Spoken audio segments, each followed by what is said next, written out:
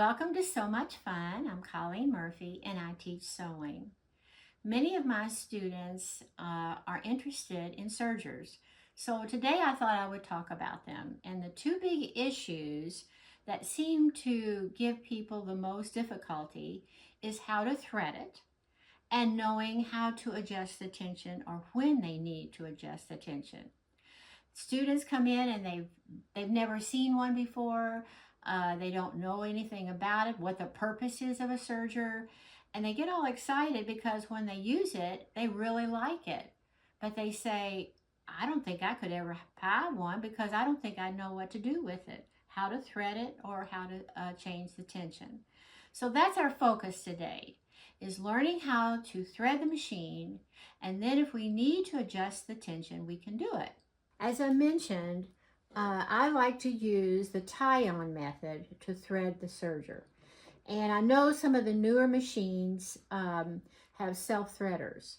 And there's a big price difference between just I would refer to as your standard 4-thread serger and one that offers the self-threading. Even with having a self-threader, which this particular model does have, I still tie on. I find that to be the easiest way to go. Maybe because I've been doing it for so many years.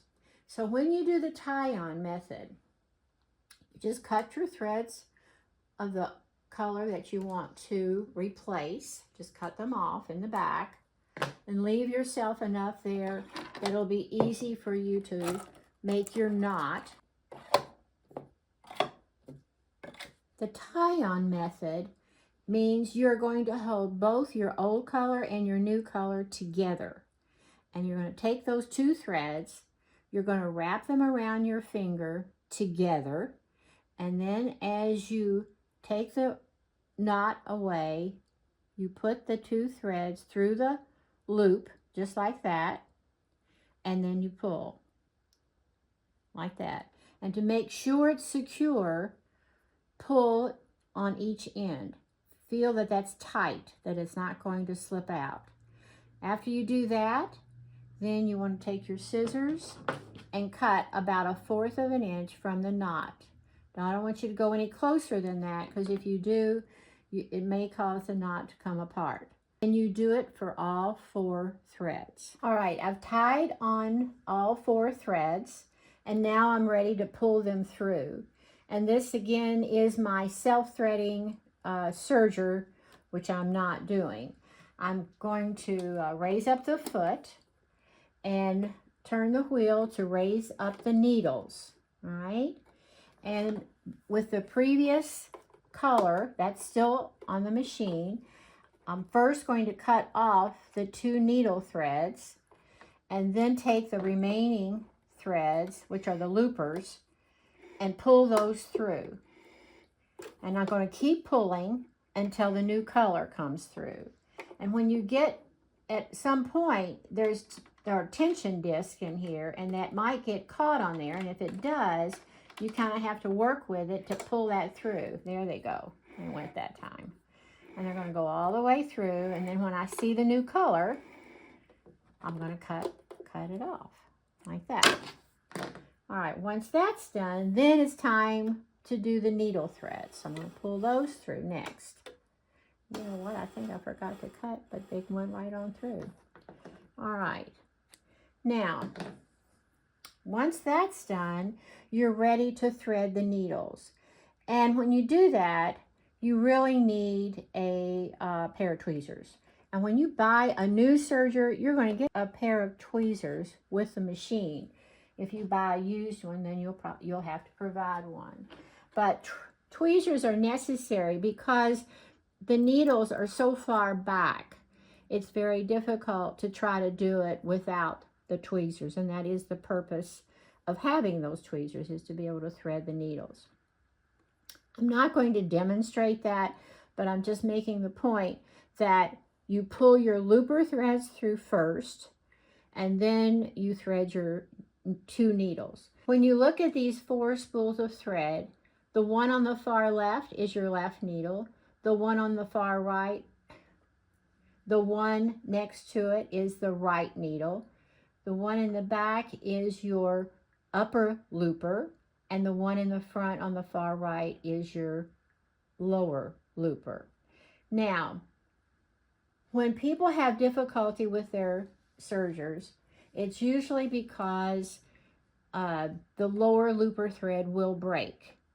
And so I make a big point of telling everyone that there are two reasons why this lower looper thread will break. One of them will be that when you're doing this threading process, you're probably going to be turning your wheel to be able to get to your needles, and it may be that those needles will go down below the throat plate. When you start to serge after you have threaded the machine and those needles have gone below the throat plate, they start to form a stitch. I can't explain why it is. I can only tell you that it happens. That will cause this lower looper thread to break. So you always want to make sure that your threads from your two needles are clear. They are not down below the throat plate. The other time the lower looper thread will break is if it is under the upper looper. You wouldn't think that would be the case. The lower looper thread has to be over the upper looper thread, and I'm going to show you that on another serger so that you can get a better look at how these two loopers come together on the machine. Those are the two reasons. I don't recommend ever taking all your threads off like you do on a sewing machine. It's not necessary. Just tie them on. If you take all the threads off, you're just creating more work for yourself. So let's go to a serger that has 4 different colors so we can easily identify what is the left needle, right needle, upper looper, and lower looper. When you buy a new serger, notice that there will be thread already on the machine, and there'll be different colors. And the reason they do that is to help you learn to be able to identify, again, what is the left needle, right needle, upper looper, and lower looper. If they're all the same color, it's very hard for a beginner to be able to find the thread that may not have the right tension setting. So we have to start out by learning using different color thread. So you can tell the yellow is the left needle, the green is the right needle, the blue is the upper looper, the red is the lower looper. So I've already threaded this machine. I used the tie-on method and I ran a test. And by having different colors, I can tell that the yellow at the bottom, the 2 needle threads are straight stitches.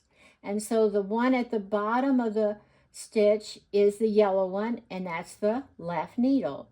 The green one is the right needle. That's sort of in the middle there. And then the looper threads, the blue one is on top, and if you flip it over, the red one is the lower looper. And when it's a perfect stitch, the 2 loopers will meet at the edge of the fabric. That's what you want. This is a perfect serged stitch. Here's your upper looper side. This is your lower looper side. Now, as a beginner, I would suggest that you look at what your tension settings are on your serger. Most of the time, a new serger, they'll all be the same number. No guarantee, but I've noticed that when people bring sergers to me right out of the box, I'll see that they probably will be all the same number. I've had this serger for quite a while, so my serger settings are not all the same, and that's fine. Besides that, it depends on the fabric you're using. This is just simple cotton, but if you're going to be serging with fleece, then you're going to have different tension settings than you would with cotton. And the same when you're using knit versus woven fabric. But I recommend that when you have your stitch just the way you want it, write it down. Write down what your left needle setting is, right needle, upper looper, lower looper, and put the date on there. And if you want, staple a piece of the fabric to the card so that you will have a good reference for at a later time if you did change it because of the type of fabric you're using and you don't remember what the settings were, then you'd have it all on a card and you could see exactly what the results were for that. The more information you give yourself that you can use at a later time, the better. Now, when everything goes smooth, everybody's happy, but then a thread breaks, and then what do? Well, like I mentioned earlier, there are two reasons why the thread will break, and it's always the lower looper. That's the one, and that happens to be a little bit tricky as far as how you thread it. So one of the reasons I mentioned, I've got the foot up here and you can hardly tell it, is that these two needle threads are below the throat plate forming a stitch. I'm going to turn the wheel here and bring them up. So if I should leave them at this point and tie on new color, more than likely that lower looper thread would break. Let me get the knife out of the way here. Let me get that up so you can probably see right here. This is your lower looper at the bottom and your upper looper is above it, but it's behind it a little bit. So the sequence of how you thread them after you've tied them on now, but when you pull these through, you want to make sure, as I said, that you don't have any thread in your needles before you pull through the looper threads. I'm not sure if I'm making sense, so we're going to repeat all of that. I am going to go ahead and cut these threads. Going back to when I was tying on the threads, and I mentioned that you don't want these needle threads to be below the throat plate. So once you have them tied on, you're going to pull your two looper threads out. So here they are, just like that. We're pulling them out to the side. The needle threads are here. They're not threaded. But this, the one in the front, because it's red, you can tell, is your lower looper. That thread must go over the upper looper. It's like this. This is the lower looper. This is the upper looper. Lower looper must go over the upper looper. And so that's important that the upper looper should be the very first one that would be threaded. If you removed all of your threads, you would start with the upper looper. Then you would do the lower looper. And if that happens, then it will just be a situation where it'll naturally lower looper goes over upper looper. All right, but if you just started threading at random, let's say, it may or may not happen. So I know that it may seem intimidating, but really there's just a couple of things that you have to remember. And then really there'll be I think, few times where you would have any real issues with your threader. So my looper threads have been pulled through. So the next step will be to thread the needles. And that's where I was talking about, gotta have tweezers to do that. All right, I've got the needles threaded. And now I'm going to put the needle threads under the foot. All right. Let me slide that thread around there. Like that. I can see that red thread for the lower looper. It's on top of the upper looper. And once I see that, then I know everything's going to be just fine. I'm going to lower my blade, close up my machine, and now I'm ready to serge. So let's do another sample of that. So when you serge, you want to put the front edge of your fabric right where the two needles are. And you know that this is the blade, so you want the fabric to be just to the left of the blade, just like that. Now, once you have that fabric in position, you just lower your foot, and you're ready to start serging. So let's just serge through here and see what we get.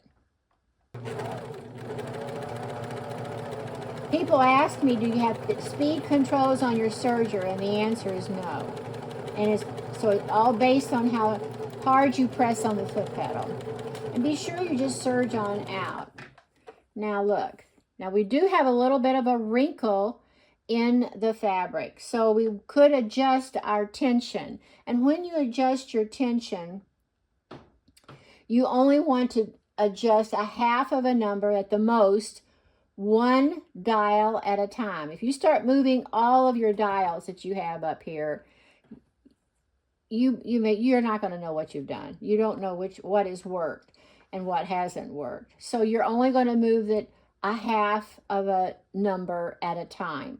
And I tell people to go to the usually the troubleshooting page in the serger manual, because they will have a picture of when the looper threads are too tight or the needle threads are too tight or too loose. But I also have some samples that I'm going to show you so that you'll know and be able to identify what is the problem. So I'd say for this one, I am going to maybe make the lower looper thread just a little bit less. I've changed the setting on the lower looper, so now I'm going to try it again and see what we get.